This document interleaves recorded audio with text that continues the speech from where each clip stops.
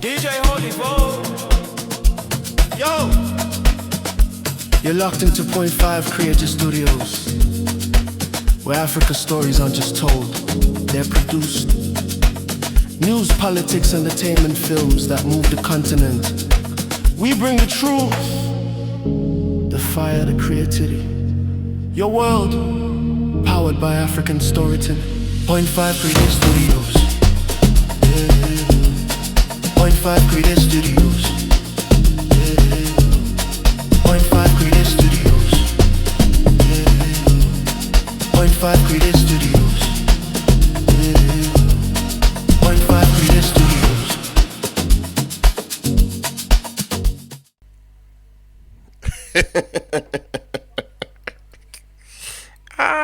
Ndinambo try kuita serious but zvacho soka aiwa hainene masimba ndamatadza.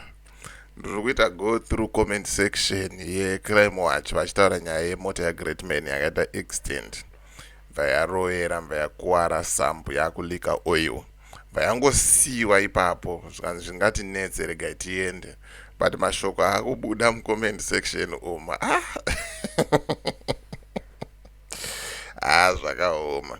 Idzo mota dzekupiwa idzi ndachema zvangu zvabaya bache, ndachema zvangu.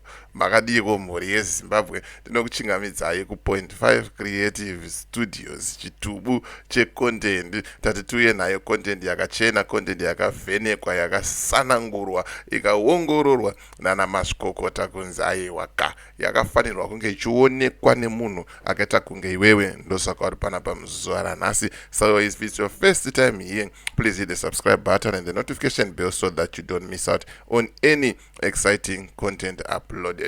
Nyaya yandiri kufamba nayo ndiyo iyo iri pascreen iyo. Zvikanzi musician Greatman's car, which he was gifted by President Mnangagwa barely a month ago, was badly damaged after his driver was involved in an accident at Kuwadzana 5 shops.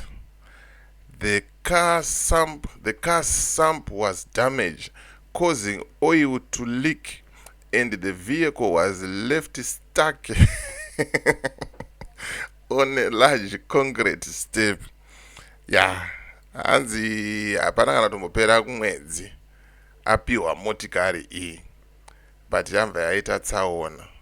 Ndiyo yamuri kuona yameno, ndiyo yamuri kuona. Let me see if I can make it bigger here so that you can see. Ndiyo iyi mota yacho iyo yamuri kuona iyo yakamva yangosiyiwa iri ipapo pairi ipapo, zvikanzi aiwaka ngoma ndiyo ndachema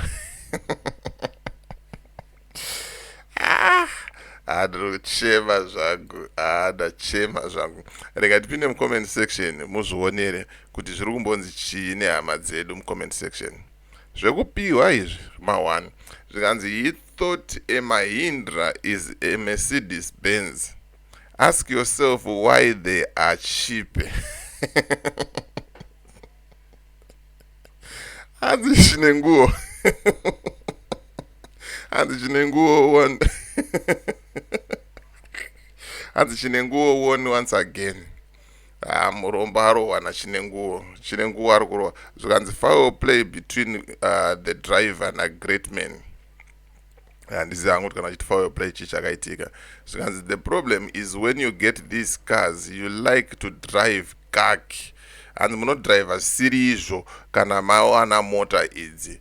Ende marodzo edu isusu haana kumira zvakanaka. Tiri kuchema nenyaya yemarodzi. Marodzi ndo ari kuita sei, ari kuchemedza vanhu. Zvikanzi but you can't park the car there. You cannot park the car there, my brother. Vanhu vanenge vachitoda. Zvikanzi kasi Greatman ndiye anga achidriva kana. I'm not sure about that, but he can drive and this was zvangu. Zvikanzi driver of the century he is. Zvikanzi then insurance will take care of it. And insurance ichangochimhanya, haisi nyaya izvo small vanongoita chi vanongoita mudzikinyira wacho handiti zvikanzi Greatman anga ati ada kumbodhiraivha wo mota yake akomana vanhu ngavasamudaro ikanzi ndemahara haina basa saka manozonona ndiyamaramba ndichiseka ndozvandirikusangana nazvo comment section inopedza comment section ma1 zvikanzi these are the results of free gifts it's not your sweat so it doesn't matter how you look after it hanzi hazvina kana basa newe nyange ukadhiraivha zvakaita sei zvikanzi reckless driving handizozivo hangu kuti pamusoro apa anga akwira sei zvikanzi those are manual cars not automatic cars for disabled people ipapo hamenoto hurumende yedu mukuru wenyika sezvamunongozivawo ndikoko hatichada kutaura zvakawanda ndikoko zvekutodaro zvikanzi very sorry Mr. Greatman zvikanzi Rasta is like yes Rasta ndofunga ndiyanga rithi former manager zvikanzi those are manual vehicles with 3 pedals pane basa manual mawani but haina mbonyanyooma manual ndo dzatinongodhiraivha kuno kuti titongoenda manual bo zvikanzi tokoloshe zvikanzi the car is bleeding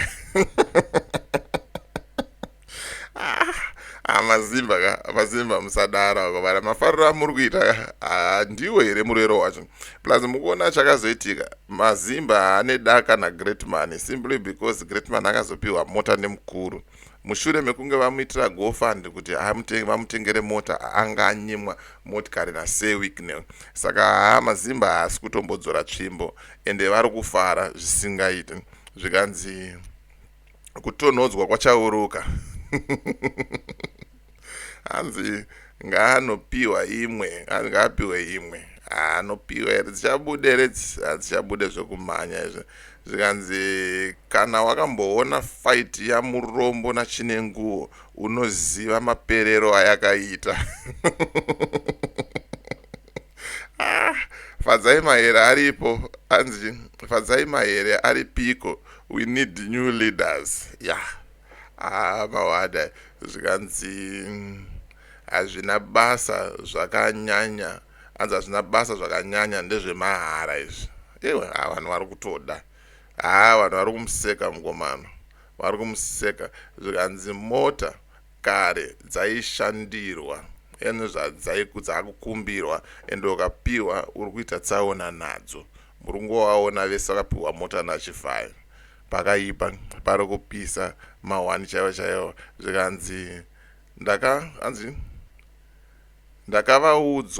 ndakavaudzwa kuti bvisai mapepa ayo mukati ndakavaudza kuti bvisai mapepa ayo mukati zvikanzi ndedzeropa idzo imota dzeropa ndo matauriro ari kuita vanhu vakawanda ndo matauriro ari kungoita vanhu zvikanzi zvikanzi Wicknell dhafu gadzirisa mota please mupewo GD6 at Greatman